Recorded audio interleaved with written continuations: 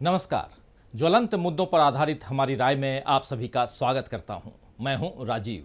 तो दोस्तों, मुंबई में इंडिया की बैठक पॉजिटिव नोट पर खत्म हो गई है और आप सबने देखा, यानी सारे दल अब मिलकर बीजेपी को हराने के लिए पूरी तैयारी कर चुके हैं और पूरी तरह से तैयार हैं और इसका रोड मैप भी तैयार कर लिया गया है। और इस बैठक में राहुल गांधी ने तीसरी सबसे बड़ी भविष्यवाणी कर दी है। पहले की दो भविष्यवाणियां आपको शायद याद होंगी ना हो तो मैं ध्यान दिला देता हूं। सबसे पहले जून में अमेरिका में राहुल गांधी ने 2024 के चुनाव को लेकर कहा था कि हम बीजेपी को हराने वाले हैं। जरा सुनिए। How united is the opposition in India, and why isn't Congress supporting Kejriwal in the ordinance on the ordinance issue? No, that's an internal discussion we are having. The opposition is pretty well united, and I think it's getting more and more united. We are having conversations with all the opposition, and I think quite a lot of good work is happening there. तो दोस्तों, जब राहुल गांधी ने यह भविष्यवाणी की थी तब तक इंडिया का गठन नहीं हुआ था, न ही विपक्षी दलों की कोई बैठक हुई थी। लेकिन राहुल गांधी ने तब यह भविष्यवाणी कर दी थी और कहा था कि विपक्ष एकजुट होगा और हम बीजेपी को हराएंगे। ऐसा ही हुआ भी, यानी विपक्ष एकजुट हो गया है। जून के आखिर में पटना में विपक्षी दलों की पहली बैठक होती है, जिसका मजाक बीजेपी के नेताओं ने खूब उड़ाया था। आप सबको याद होगा ये भी। मोदी जी ने तो इसे भ्रष्ट लोगों का एक साथ आना, परिवारवाद, फोटो ऑप और न जाने क्या क्या कहा था। आपको याद है मोदी जी का भाषण, वो भोपाल वाला भाषण उसमें। लेकिन मोदी जी इस बात को भूल गए कि लहर का काम किनारों से टकराकर लौट जाना होता है। वक्त और लहरें जो होती हैं किसी का इंतजार नहीं करती हैं। अंग्रेजी में इसे कहते हैं time and tide wait for none. तो अब मोदी लहर सत्ता के किनारों से टकरा कर लौट चुकी है। बीजेपी की सत्ता का वक्त अब खत्म हो चुका है। इसीलिए विपक्ष पर मोदी के आरोपों की उम्र भी ज्यादा नहीं रही। पटना के बाद विपक्ष ने बेंगलुरु में फिर बैठक की और इंडिया का गठन कर लिया। मोदी एक बार फिर हमलावर हुए, लेकिन ये हमले भी बेकार हो गए क्योंकि इंडिया अब ये राज जान चुका है कि बीजेपी को किस तरह हराया जाए। इंडिया उम्मीदों से राहुल गांधी की तरफ देख रहा है और पिछले दिनों लद्दाख पहुंचे राहुल गांधी ने अपनी दूसरी भविष्यवाणी कर दी। तो दूसरी भविष्यवाणी उन्होंने क्या की है ये भी बता देता हूं। करगिल में राहुल गांधी थे, लद्दाख के करगिल में थे और उन्होंने कहा कि हम यानी इंडिया बीजेपी को हराने वाले हैं। 2024 में बीजेपी की सत्ता चली जाएगी। ये सिर्फ एक पार्टी नहीं है, ये कांग्रेस पार्टी एक विचारधारा है, एक सोच है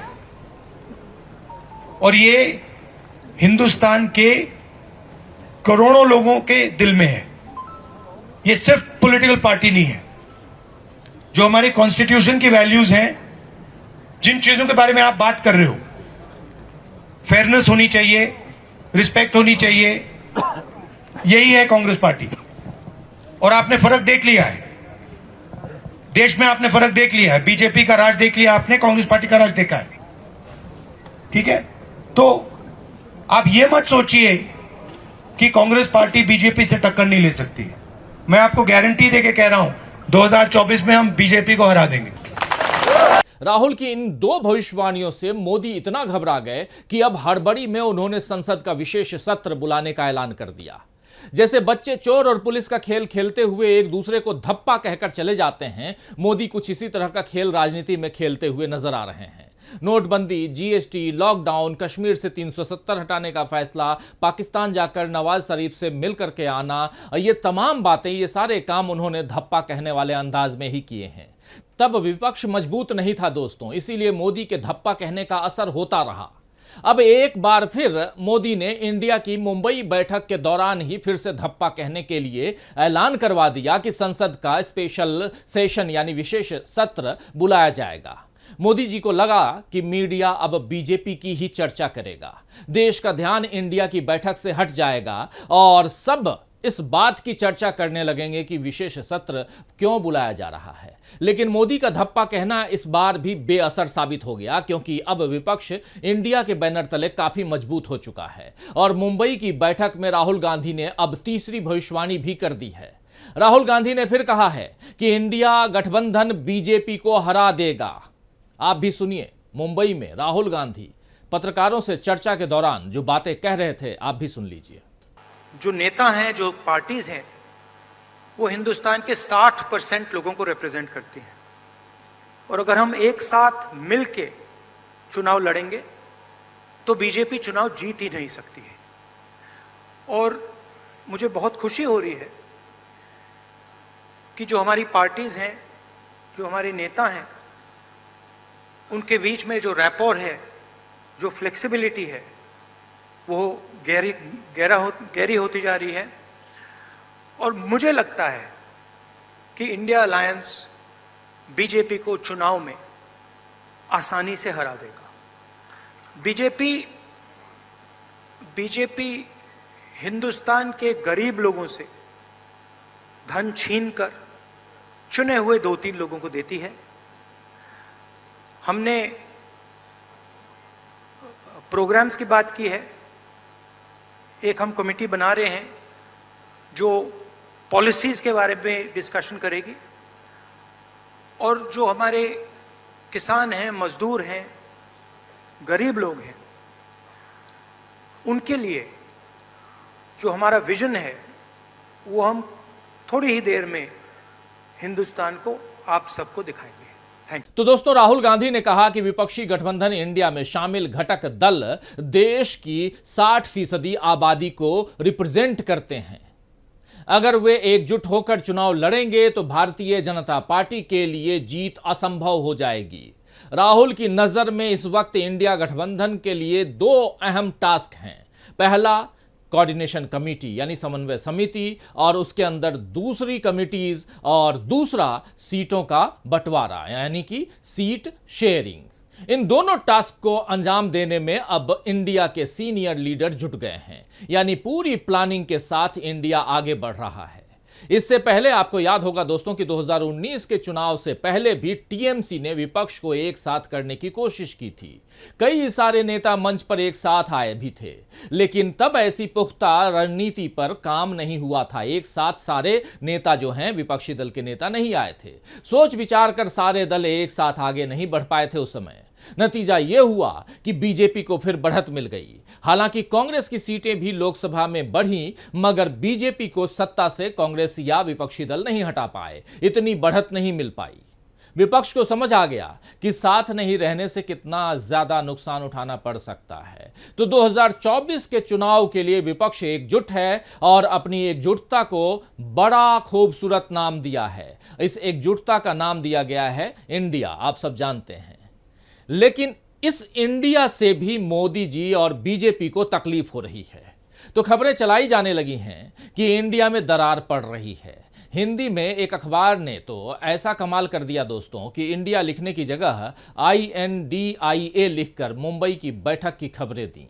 इधर ममता बनर्जी, लालू प्रसाद यादव, नीतीश कुमार, अरविंद केजरीवाल, वाम मोर्चे, इन तमाम जो नेतागण हैं उन सबको लेकर ऐसी खबरें बनाई जा रही हैं, ऐसी खबरें टीवी के जरिए और कुछ अखबारों के जरिए प्रचारित की जा रही हैं, प्रसारित की जा रही हैं कि इनमें से कोई भी कभी भी नाराज होकर इंडिया को तोड़ सकता है। ये सब बताया जा रहा है। लेकिन इसका जवाब मुंबई से पटना पहुंचे नीतीश कुमार ने दे दिया है। सुनिए जरा, पटना पहुंचने के बाद नीतीश कुमार, बिहार के मुख्यमंत्री, क्या कुछ कहते हैं। सब कुछ तय हो गया है और आज उसके बाद तो प्रेस कॉन्फ्रेंस करके सभी लोगों ने अपनी अपनी बात रखी भी, इसलिए आप सब लोगों को तो मालूम है बहुत अच्छा हुआ है। और हम लोगों का बहुत तेजी से हम लोगों को काम करना है और केंद्र वाला तो पहले भी चुनाव करा सकता है, इसलिए हम लोगों को एकजुट होकर काम करना चाहिए। अब बहुत अच्छा मीटिंग हो गया, बहुत अच्छा वन नेशन की बात हो रही है। स्पेशल सेशन बुलाया गया है लोकसभा का, क्या आखिर ये क्या हो रहा है? अरे भाई, तो लोकसभा का बुलाया जा रहा है तो मतलब समझ रहे हैं ना। लोकसभा का बुलाने के बाद का मतलब है कि जल्दी चुनाव कराने के चक्कर में आपकी मंशा में आप जो संकेत दिए थे वो तो लग रहा है कि वही तो हम बता ही रहे हैं।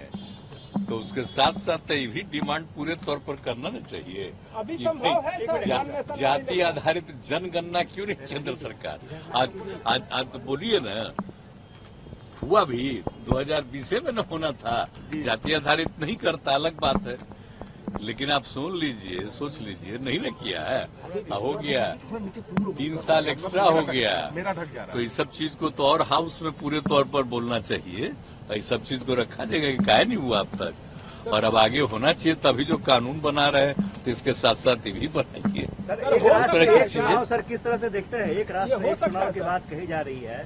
देखिए, कोई चिंता की बात नहीं, बहुत अच्छी बातचीत हो गई है। अब इतना आपस में बातचीत हो गया, अच्छा है और ठीक रहेगा, एकदम चिंता मत करें। बहुत अच्छे ढंग से हम लोग काम करेंगे, सब मिल के एकजुट में काम करेंगे, बहुत अच्छा रहेगा। तो दोस्तों, नीतीश कुमार बता रहे हैं कि बैठक अच्छे से खत्म हुई है और सब एकजुट हैं। वहीं एक भविष्यवाणी नीतीश कुमार ने कर भी दी है कि लोकसभा चुनाव जल्दी हो सकते हैं। उनसे पहले ममता बनर्जी और स्टालिन भी ऐसा ही दावा कर चुके हैं। दरअसल विपक्ष अब बीजेपी की सारी चालाकियों को अच्छे से समझ चुका है और पहले से उन चालों का तोड़ निकालने के उपाय जो हैं वो विपक्ष कर चुका है। और राहुल गांधी तो बहुत पहले से ही मोदी और बीजेपी की सारी चालों और उनके नतीजों का अनुमान लगाते आए हैं। उनकी पहले की कई भविष्यवाणियां सही भी साबित हुई हैं। आप याद कीजिए, कोरोना के वक्त राहुल गांधी ने किस तरह मोदी को बार बार सलाह दी थी कि टेस्टिंग बढ़ाइए ताकि कोरोना को फैलने से रोका जा सके। लेकिन राहुल गांधी की बात नहीं मानी गई और देश में कोरोना जो है वो फैल गया और पूरा का पूरा देश कोरोना की चपेट में आ गया।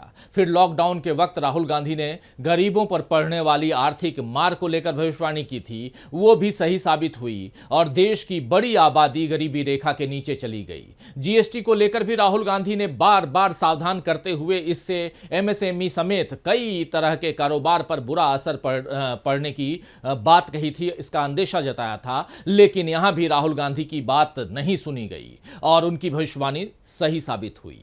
राहुल गांधी ने एक और भविष्यवाणी की जो काफी गंभीर मसले से जुड़ी है। दोस्तों, राहुल गांधी ने कहा था कि बीजेपी ने पूरे देश में केरोसिन छिड़क दी है और यही अब नजर भी आ रहा है। मणिपुर से लेकर हरियाणा तक केरोसिन के कारण आग को भड़कते हुए देश ने देखा है और अब इसी आग को बुझाने के लिए इंडिया तैयार हो चुका है। राहुल गांधी अब 2024 में जीत की भविष्यवाणी कर चुके हैं, एक नहीं 3 बार। क्या ये भविष्यवाणी राहुल गांधी की सही साबित होगी? चलिए, ये आपके ऊपर छोड़े जाता हूं। बस आज के लिए इतना ही। नमस्कार।